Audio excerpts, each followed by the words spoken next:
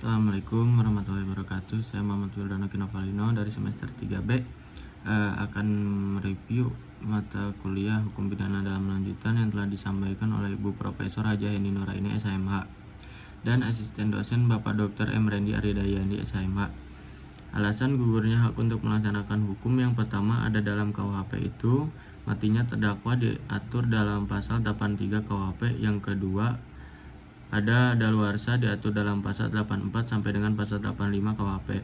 Yang kedua, ada di luar KUHP yang amnesti dan grasi daluarsa menjalankan pidana khusus apabila yang pertama 2 tahun mengenai semua tindak pidana pelanggaran, yang kedua 5 tahun mengenai kejahatan yang dilakukan percetakan, yang ketiga ditambah sepertiga dari lamanya tenggang daluarsa bagi kejahatan-kejahatan lainnya, dan yang terakhir pidana mati tidak ada daluarsanya. Grasi adalah tindak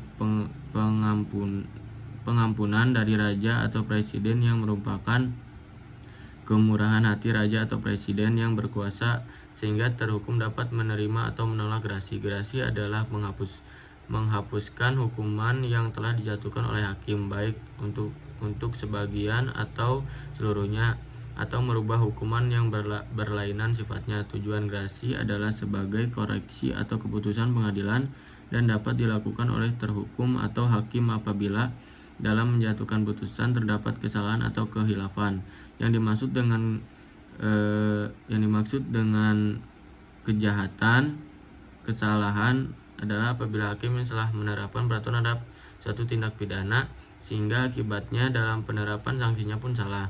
Selain itu dapat juga terjadi apabila hakim merasa putusannya kurang adil sehingga putusan atau vonis perlu diperbaiki akibat hukum dari adanya grasi. Yang pertama, presiden menolak pemohon grasi berarti terhukum harus menjalankan hukumannya seluruhnya. Yang kedua, presiden mengabulkan permohonan grasi berarti terhukum tidak harus menjalankan hukuman seluruhnya. Yang ketiga, presiden mengadakan perubahan hukuman berarti mengadakan perubahan masa hukumannya. Yang terakhir, mengurangi hukuman artinya hukuman yang dijatuhi oleh hakim dikurangi sehingga menjadi lebih ringan.